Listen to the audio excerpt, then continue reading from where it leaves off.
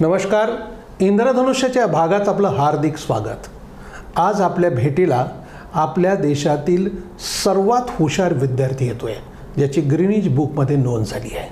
आणि हा विद्यार्थी मराठवाड्यातल्या हिंगोली जिल्ह्यातल्या सेनगाव तालुक्यातल्या एका छोट्या गावातला आहे, की ज्याचं प्राथमिक शिक्षण गावातच 4थीपर्यंत झालं आणि वाशिम जिल्ह्यातल्या रिसोड येथे त्याचं माध्यमिक शिक्षण 5वी ते 10वीपर्यंत आणि 11वी-12वीचं शिक्षण त्याचं राजस्थान कोटामध्ये झालं. त्यांनी 22 ऑलिम्पियाडमध्ये गोल्ड मेडल मिळवलं आहे. पृथ्वीरत्न पुरस्कार त्याला मिळाला आहे. अनेक पुरस्कार त्याला मिळालेले आहेत आणि MIT बोस्टनमध्ये त्याला प्रवेश मिळालेला आहे 100% शिष्यवृत्तीवरती. असा एक आगळा वेगळा विद्यार्थी आपल्या भेटीला येतो आहे. दर्शको, जरा सरसावून बसा आणि बघा की आमच्या आकाशनी ही जी झेप घेतलेली आहे, त्याचं नाव जे आहे ना आकाश, ते त्यांनी कसं सार्थक केलं आहे आपण थेट त्याच्याकडूनच समजून घेऊया. नमस्कार आकाश. मी जो तुझा आत्ता परिचयामध्ये उल्लेख केला की तू हिंगोली जिल्ह्यातल्या सेनगाव तालुक्यातल्या छोट्या गावातला विद्यार्थी आहे आणि आईवडील तुमची शेती आहे. तर तुझं गावचं स्वरूप कसं होतं आणि प्राथमिक शिक्षण तुझ्या गावात कसं झालं, जरा आम्हाला सांग ना दर्शकांसाठी. खरं तर म्हणजे माझं प्राथमिक शिक्षण हे गावातल्या शाळेमध्ये 1ली ते 4थीपर्यंतचं जे काही प्राथमिक शिक्षण आहे ते गावामध्ये झालं, एका जिल्हा परिषदेच्या शाळेमध्ये. जिल्हा परिषदेची शाळा म्हणजे 4-5 वर्ग असतात. बरोबर. तेच मुलं गावातले काही गणवेशामध्ये येतात, काही सिव्हिल ड्रेसमध्ये. तर अशा पद्धतीची शाळा आणि त्याच्यामध्ये मी 4थीपर्यंतच शिकलो. परंतु आईवडिलांनी लहानपणापासून एक संस्कार मनामध्ये पेडला होता की प्रामाणिकपणाने आणि कष्टाने जे मिळवलेलं असतं ते चिरकाल टिकतं. आणि एज्युकेशन, मी माझ्या खूप साऱ्या स्पीचेसमध्ये बोललो, education is a powerful weapon which brings new change in your personality. म्हणजे शिक्षण हे एक असं शस्त्र आहे जे तुमच्या पर्सनॅलिटीमध्ये एक नवीन बदल घडवून आणण्याचं काम करत असते. आणि हा विचार आईवडिलांनी 1ली ते 4थी या कालावधीमध्ये माझ्या मनामध्ये पेरला. आणि 1ली ते 4थी या बालवयामध्ये जे आपल्यामध्ये संस्कार होत असतात ते संस्कार आपण पूर्ण आयुष्यभर जपत असतो आणि याच्यामध्ये चांगले संस्कार होणं गरजेचं असते. आईवडिलांनी तेच संस्कार माझ्या मनावरती केले. अभ्यास करायचा असते, शिक्षणाने माणूस मोठा होत असतो, अभ्यास आपण आपल्यासाठी करत असतो, हे आईवडील सांगत गेले आणि मी तसं करत गेलो. खरं लहानपणापासूनच शाळेमध्ये एक हुशार विद्यार्थी म्हणून माझं असं वर्चस्व होतं आणि तेव्हापासूनच मग अभ्यासाची गोडी निर्माण झाली. अभ्यास स्वतःसाठी करायचा असतो, त्यांना आपण मोठे होत असतो. असं करत करत मी अभ्यास करायचो, शाळेमध्ये जायचो आणि त्या काळचे स्कॉलरशिप याच्यामध्ये मी चांगलं. तुझे बाबा आणि आई काय करतात रे? आई आणि बाबा प्रामुख्याने शेती करतात. बाबा शेती करतात आणि आई घरकाम करते. शेती किती आहे? 2 एकर, 2.25 एकर अशी शेती आमच्याकडे. आणि त्याच्यामध्येच आईवडील शेतकरी करून, आईवडील कष्ट करून जो काही 5 जणांचं आमचं कुटुंब, त्यांचा उदरनिर्वाह चालतो. म्हणजे आजी आहे आणि आजी, भाऊ, आई वडील आणि मी, असे आम्ही 5 जण. मग तू जे नंतर मग 5वी ते 10वीपर्यंत तुझा तो वाशिम जिल्ह्यातल्या रिसोडमध्ये झाला का? हां, म्हणजे 4थीपर्यंत एक गुणवान विद्यार्थी म्हणून मी गावामध्ये ओळख होती.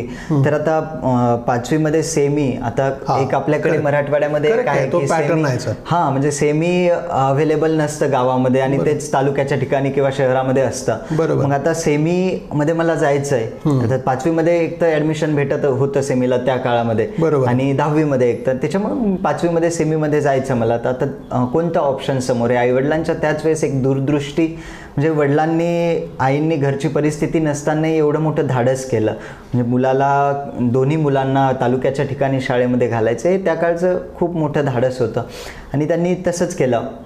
म्हणजे सेमी आता कुठे चांगली, भारत माध्यमिक व उच्च माध्यमिक शाळा रिसोड या ठिकाणी मी ॲडमिशन घेतलं 5वीमध्ये आणि बस हा प्रवास स्टार्ट केला. खरं तर तिथे ॲडमिशन घेतल्यानंतर तिथे शिक्षकांची ओळख व्हायला काही दिवस लागले. नंतर ओळख झाल्यानंतर ॲज अ फ्रेंड, शिक्षक आणि मी ॲज अ फ्रेंड सगळे डाऊट त्यांना विचारायचो. म्हणजे एक तिथेही चांगला विद्यार्थी म्हणून ओळख माझी होती. आणि म्हणजे माझं जे काही मी आज आहे ते असण्यामध्ये भारत माध्यमिक व उच्च माध्यमिक शाळेचा फार मोठा वाटा आहे. कारण की तिथे जे काय मी शिकलो, तिथे जे काही संस्कार झाले ते हार्डवर्क कसं करायचं असते हे ते सगळं तिथे किती वेळ अभ्यास करत होतास रे? मी 10वी पर्यंत नॉर्मल 3-4 घंटे असा अभ्यास करायचो, परंतु 11वी मध्ये गेल्यानंतर तिथे पण 10वी पर्यंत तू अन्य काही अवांतर वाचन करत? हा, अवांतर वाचन खूप काही करायचं. भगवद्गीता मी वाचलेली आहे, wings of fire, doctor APJ Abdul Kalam सरांचं अग्निपंख नावाचं बुक, ते अजून खूप सारे कादंबऱ्या वगैरे खूप साऱ्या वाचलेल्या आहेत. आणि म्हणजे DN देशमुख सर म्हणून एक सर होते, त्यांच्यामुळे, परत गिरी सर यांच्यामुळे मला वाचनाची आवड झाली, अवांतर वाचन कसं करायचं असतं त्यानं. आणि माझे जे काही स्पीकिंग स्किल्स आहेत किंवा ज्या काही लिहिण्याची कला, त्या या वाचनामधूनच मला आलेल्या आहेत. तुला 10वीला किती टक्के मार्क मिळाले? 99.40, 99.40. 2019ची बॅच? हां, बिफोर कोविड. हा, बिफोर कोविड. आणि मग आता त्यावेळेला म्हणजे तू तर टॉपरच होतास ना? हां, टॉपरच होतो. ओके. मग तेवढे मार्क मिळाल्यानंतर मग पुढे तू काय करायचं आणि काय शिकायचं याचा काय विचार केला? लहानपणापासून आहे ना, 4वी-5वी पासून एक IAS व्हायचं होतं, है ना, कलेक्टर व्हायचं जिल्ह्याचा, असं एक अँबिशन माझं पूर्ण होतं लहानपणापासून. आई वडीलही तेच सांगत आले किंवा वातावरणामध्ये मीही तेच सांगायचं मला कलेक्टर बनायचंय. परंतु 10वी मध्ये गेल्यानंतर मग काय झालं की doctor Padmashri doctor Tatyarao Lahane, doctor Vitthal Lahane हे खूप आधीपासून कॉन्टॅक्टमध्ये होते आणि त्यांनी सांगितलं तुझ्याकडे काहीतरी असं पाहिजे समोर, आता तू म्हणजे UPSCचं प्रिपरेशन करशील, एखादी BA BSc अशी काहीतरी डिग्री घेशील आणि जाशील, जर मे बी UPSC तुझ्याकडनं झाली नाही तर मग हाताखाली काय आहे? बरोबर, काहीच नाही, काहीच नसतं. तर मी BA BSc करून काहीतरी माझं केलं असतं. मक त्याच्यासाठी तू काय कर की JEE किंवा NEET यांसारख्या स्पर्धा परीक्षा दे, आधी डॉक्टर इंजिनियर चांगला बन आणि त्याच्यानंतर UPSCकडे वळ, असं त्यांनी सांगितलं. मग आता मी काय बनू शकतो? तर मला doctor Padmashri doctor Tatyarao Lahane, doctor Vitthal Lahane यांच्यासोबत मी 1-1.5 दिवस होतो. त्यांनी सांगितलं, ते डॉक्टरची लाईफ मी बघितली, त्याच्यानंतर कळालं की नाही डॉक्टर नाही, मी इंजिनियर चांगला बनू शकतो. आणि मग राजस्थान कोटा येथे 11th मध्ये मी JEEची प्रिपरेशन करणं स्टार्ट केलं. तर असे हे एक महत्त्वाचं वळण माझ्या आयुष्यामधलं. आता तू जेव्हा कोटाला गेलास तर कोटा, आपण खेडेगावातले राहिलेले, एकदम कोटा म्हणजे भलतंच मोठं. बरोबर. आणि तिकडेच शिक्षणाच्या तर अनेक गोष्टी, अनेक हुशार विद्यार्थी तुझ्यासारखे पण तिकडे असतील. तर तुझ्या मनामध्ये मग काय काय विचार आले त्यावेळेला? म्हणजे IITच्या प्रवेशासाठी आपल्याला काय करायला पाहिजे, तिकडे अभ्यास कसा करत होता, जरा आम्हाला सांग ना. बरोबर आहे. तर स्टार्टिंगला ज्यावेळेस मी गेलो होतो, पूर्ण भारतामधून खूप सारे विद्यार्थी तिथे येतात, म्हणजे प्रत्येक स्टेटचे काही टॉपर म्हणजे कसं असतं, एका विहिरीमध्ये एक बेडूक असतो, त्याला ते विहीरच त्याचं विश्व असं वाटतं. तसं मला जोपर्यंत हिंगोलीमध्ये होतो, महाराष्ट्रामध्ये होतो, तोपर्यंत महाराष्ट्रच माझं विश्व, ह्याच्यासमोर काही नाही, किंवा IIT पेक्षा मोठेही काहीतरी असू शकतं असं माहितीच नव्हती. बरोबर. मग तिथे गेल्यानंतर या मुलांमध्ये मी मिसळलो, त्यावेळेस कळालं की IIT काय आहे, MIT काय आहे, स्टॅनफोर्ड, ऑक्सफर्ड, हार्वर्ड ह्या युनिव्हर्सिटीज काय. IITचा वर्ल्ड रँक 177 येतो मुंबई जगातून, IIT बॉम्बेचा. अच्छा. मग त्यावेळेस मला एक असं मनामध्ये क्लिक झालं की यार, डॉक्टर APJ अब्दुल कलाम सरांचा एक म्हणजे लहानपणापासून प्रभाव माझ्यावरती आहे. त्यांचं खूप सारं वाचन केलेलं आहे, खूप इन्स्पायर करतात ते मला. तर त्यांचं एक वाक्य आहे की लो एम इज क्राईम, कमी ध्येय हा गुन्हा आहे. बरोबर. त्याच्यामुळे मी माझं ध्येय मोठं ठेवलं. मी IITच का करायचं, जर मी MIT, स्टॅनफोर्ड, हार्वर्ड यासारख्या युनिव्हर्सिटीजला थोडा अभ्यास केल्यानंतर अप्लाय करू शकतो, तर का IIT करू मी? मग त्याच्यानंतर मग मी डिसाईड केला, आता काही जरी झालं तरी मला MIT मध्ये जायचं आहे, MIT करायची, नंबर 1ची युनिव्हर्सिटी जगातली. त्याच्यासाठी ज्यांनी स्टार्ट केली, 11 hours सेल्फ स्टडी करायचो, 11 घंटे, 3 hours physics, 3 hours chemistry, 3 hours maths, 2 hours English, 5 hours classes असायचे. असं 16 घंट्याचं दररोजचं अभ्यासाचं शेड्यूल. आणि एक आपल्या विद्यार्थ्यांना एक हे असते की काही गोष्टी त्या काय करतात, स्टार्टिंगमध्ये कंटिन्युअसली करतात, 1 दिवस, 2 दिवस, 3 दिवस, मग नंतर बंद पडतं, काही दिवस ते बंद राहतं, परत चालू होतं, परत बंद राहतं. हे असं असताना याच्यामुळे व्यवस्थित होत नाही. जे काही आपलं फायनल ड्रीम आहे, बरोबर, जे काही स्वप्न आहे ते स्वप्नपूर्ती होत नाही जर असं चालू राहिलं कंटिन्युअसली. तर त्याच्यामुळे मी माझं जे वर्क आहे ते कन्सिस्टन्सीनं चालू, सातत्याने संघर्ष, सातत्य आणि संयम. कोणतेही यश मिळवण्यासाठी ह्या गोष्टी मॅटर करत असतात. संघर्ष जो काय आपण घराच्या दूर राहतो 2-3 वर्ष, तो संघर्ष आहे आपला. मेसवरचं खाणं, आई वडिलांपासून दूर राहणं, क्लास करणं, हा संघर्ष तो सातत्याने आपल्याला करायचा आहे ना. सातत्याने अभ्यास, काही प्रायमरी थिंग्स आपल्या असतात. प्रायमरी गोष्ट या वयामध्ये जी विद्यार्थ्यांची आहे ती फक्त अभ्यास आहे. बाकीच्या गोष्टीमध्ये सेकंडरी थिंग्स बाकीच्या येतात, फॅमिली, परत मित्र, हे त्या गोष्टी या एजमध्ये असतात. बरोबर, त्या सेकंडरी असतात, त्याही करायच्या. परंतु प्रायमरी थिंग्स जी आहे ती आपला अभ्यास आहे आणि ती आपल्याला तिला महत्त्व धरून द्यायचं आहे. तो आपला अभ्यास जे काही डेली टार्गेट आहे, आपण जे काही ठरवलं ते डेली कंप्लीट केल्यानंतर मग आपल्याला जे करायचं ते करायचं, आपण मोकळे. पण तू आता MITच्या ॲडमिशनसाठी त्याच्या काही लेवल, काही परीक्षा वगैरे असतात ना, खूप साऱ्या त्याचं काय काय केलं जरा सांग. ॲक्च्युली कसं असते, MITमध्ये किंवा ज्या काही युनिव्हर्सिटीज आहेत त्यांच्यामध्ये जाण्यासाठी एक आपल्याला इंटरनॅशनल लेवलची प्रोफाईल बिल्डअप असली पाहिजे. आकाश पोपळगट महाराष्ट्रापुरता ओळखीचा होता किंवा जास्तीत जास्त भारतापुरता. परंतु भारताच्या बाहेर आकाश पोपळगट कोण आहे हे कोणाला माहीत नव्हतं. म्हणून मी इंटरनॅशनल ऑलिम्पियाड देण्याचं ठरवलं 11th मध्ये. अशा 22 इंटरनॅशनल ऑलिम्पियाड्स दिल्या आणि 22च्या 22 मध्येही गोल्ड मेडल मिळवलं. अरे वा.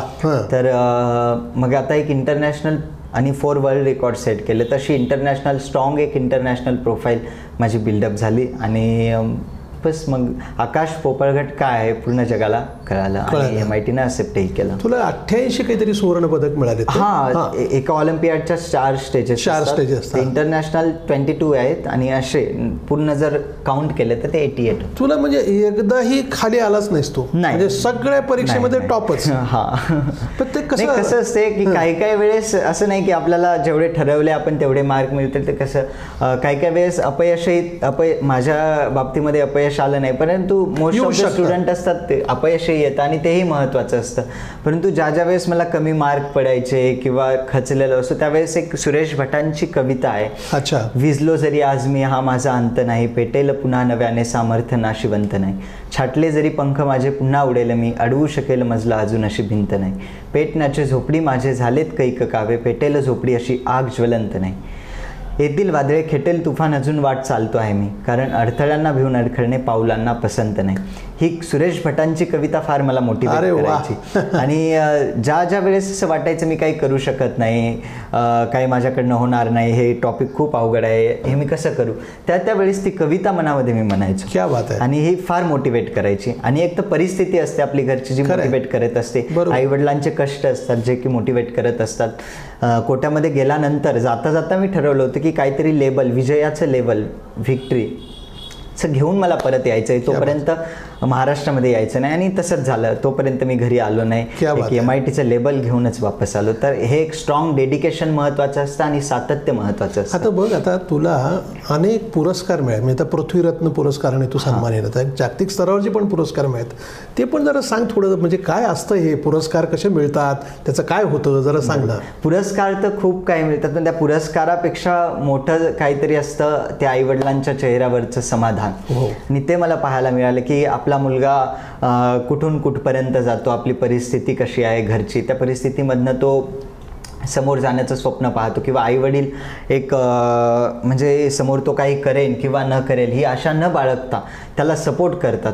त्यांच्या चेहऱ्यावरचं जे समाधान आहे ते जगातल्या सगळ्या पुरस्कारापेक्षा मोठं आहे. आज खूप सारे लोक बोलवतात, भेटतात आणि वेगवेगळे पुरस्कार, पृथ्वीरत्न, इमिनन्स एक्सलन्स अवॉर्ड दुबईचा तोही भेटला आहे. अजून खूप सारे पुरस्कार आहेत जे की भेटलेत आणि भेटणारेही आहेत. बरोबर.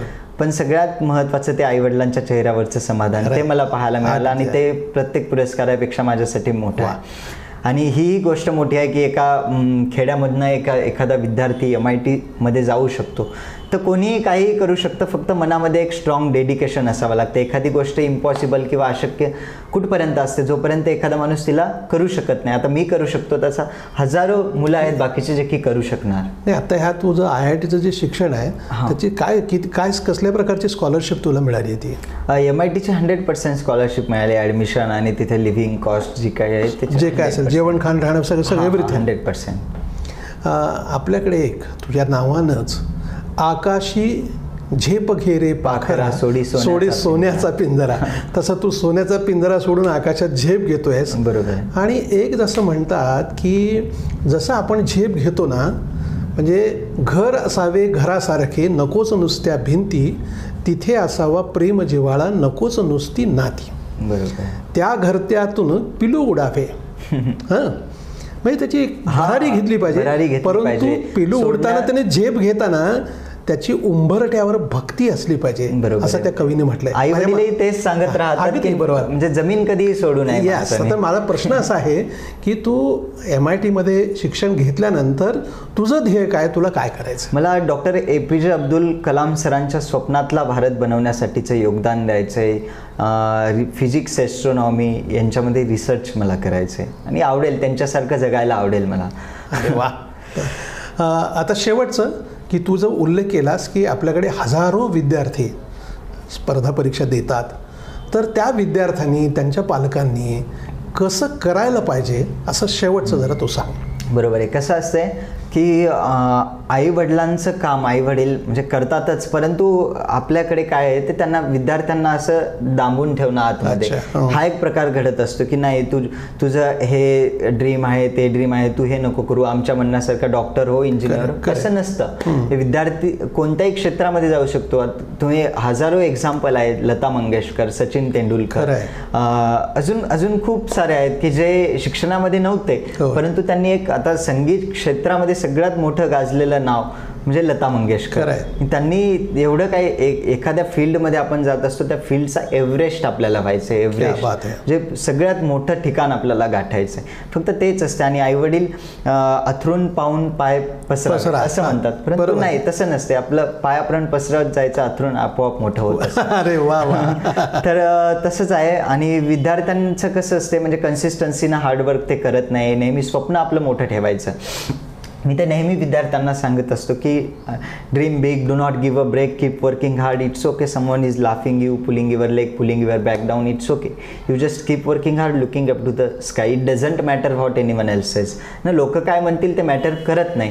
कारण एक हिंदीमध्ये एक वाक्य आहेत काही की कुछ रीत जगत की ऐसी है, हर एक सुबह की शाम हुई, तू कौन है तेरा नाम ही क्या, सीता भी यहाँ बदनाम हुई, फिर क्यों संसार की बातों से भीग गए तेरे नैना, कुछ तो लोग कहेंगे लोगों का काम है कहना. त्याच्यामुळे लोक काही म्हणतील, आपण आपल्या वेळासारखा अभ्यास करत राहायचं. आपल्या आईवडिलांचे जे आपल्याकडनं जे काही स्वप्न आहेत, आपले जे काही आपण ज्या पोझिशनवरती स्वतःला इमॅजिन केलं त्या पोझिशनवरती कार्य करत राहायचं. फक्त हेच विद्यार्थ्यांना सांगेल, कन्सिस्टन्सीनं हार्डवर्क करा. आणि पालकांचं कसं असते की गरजेपेक्षा जास्त विद्यार्थ्यांना संसाधने देणं किंवा त्यांच्याकडनं म्हणजे असं ते सांगतात की मला जे मिळालं नाही ते माझ्या विद्यार्थ्यांनाही मिळावं, परंतु तसं नसतं. संसाधने विद्यार्थ्यांना जरूर पुरवा, पण त्याची जाणीवही त्यांना करून देणं गरजेचं आहे. तर असंच की पालकांनी विद्यार्थ्यांकडनं जे काही एक्सपेक्टेशन त्यांची जी काही हे आहे त्याप्रमाणे ठेवावे. धन्यवाद. थँक्यू. मनापासून आभार. प्रेक्षक हो, अतिशय एक वेगळी माहिती आपल्याला आकाशने दिली. आपल्याला हा जर व्हिडिओ आवडला असेल तर तो आपल्या मित्रांना, नातेवाईकांना पुढे पाठवा व सबस्क्राईब करा. धन्यवाद. थँक्यू सर, इथे बोलवलं मला आणि तुमच्या इंद्रधनुष्य याच्यामध्ये सहभागी करून घेतलं. आणि विद्यार्थ्यांना हे सांगेल की खूप मोठे व्हा, आपल्या आईवडिलांचं, आपलं महाराष्ट्राचं, भारताचं नाव सगळीकडे गाजवा. ह्याच तुम्हाला शुभेच्छा. धन्यवाद.